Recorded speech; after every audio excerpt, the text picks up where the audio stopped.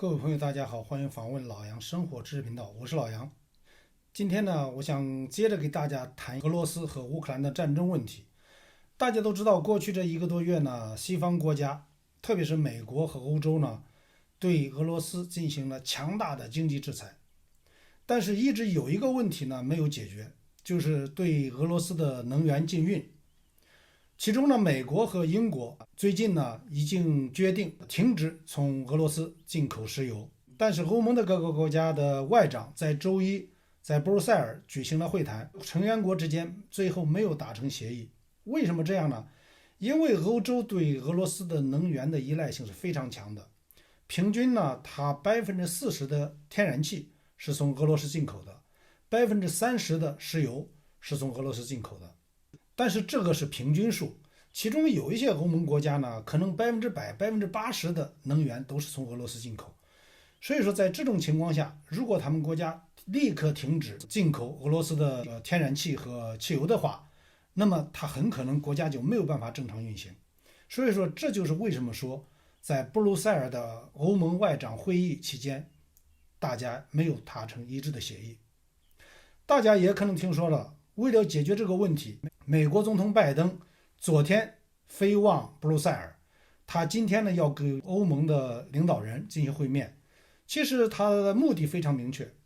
拜登总统呢想通过给欧盟施加压力，或者说达成共识，要求欧盟其他国家呢同时对俄罗斯进行这种天然气和汽油的禁运。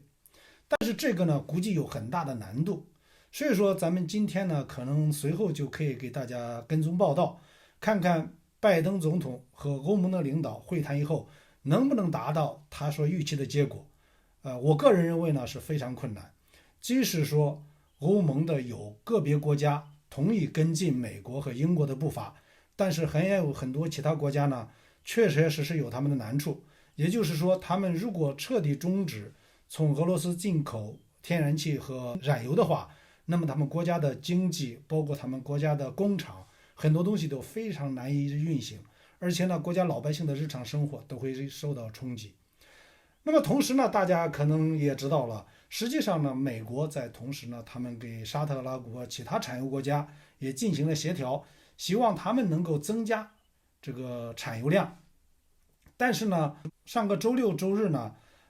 沙特阿拉伯出了问题，什么问题呢？也门的武装组织呢，向沙特阿拉伯的炼油设施发射了导弹和无人机的袭击。尽管沙特阿拉伯他们也有反空导弹系统，拦截了1枚导弹，也拦截了9架的无人机，但是这些碎片呢，仍然对这种设施呢起到了一定的损害作用。所以说，沙特阿拉伯表示呢，他们现在在目前这种情况下，他们没有办法增加这个原油的产量。那么俄罗斯的副总理也说了，他说俄罗斯对欧洲国家的液化气的供应也好，还有燃油的供应也好，是无法替代的。也就是到目前为止，特别是在短期的情况下，你很难很快的终止对俄罗斯的这些能源的进口。那么很快这些东西又被其他国家能够补上，这个恐怕1天2天是做不到的。所以说，我认为呢，拜登总统这一次欧洲之行呢，有可能是很难达到他的目标。这个 CNN 也报道了说，拜登总统的此行呢，一个是要解决乌克兰危机，另外呢，他可能是也要成就他自己的政治命运。今天呢是礼拜四，也就是按计划，今天拜登总统就要给欧盟的领导进行会面，讨论有关事宜。但是欧盟呢，它毕竟是一个民主性的体制，所以说它必须让各个加盟共和国有半数以上的国家同意，它才可能进行决议。如果半数以上的国家不同意，那么它是没有办法强行执行的。后面的结果如何呢？咱们还要拭目以待。但是最近可能世界各地，包括美国洛杉矶也好，英国也好，这个燃油价格飙升的非常厉害。而且根据英国的媒体报道呢，从4月份开始，英国的这个正常的液化气，还有包括它的电力的这个费用呢，都要上升大概40%左右。所以说，这就在疫情之后，为人们的生活呢进一步增加了负担。咱们呢拭目以待，看看各个国家的政府怎么样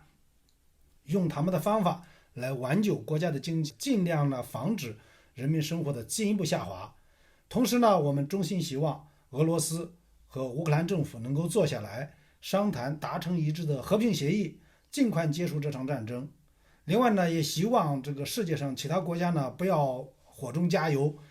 让这个战争继续拖延下去。其实战争呢结束的越早，对老百姓是越好的。只有政治家呢，他们玩他们的政治手腕，他们希望把这战争继续进行下去，把俄罗斯拖垮。其实把俄罗斯拖垮对世界人民也没有什么好处，实际上呢，伤害的还是乌克兰人民。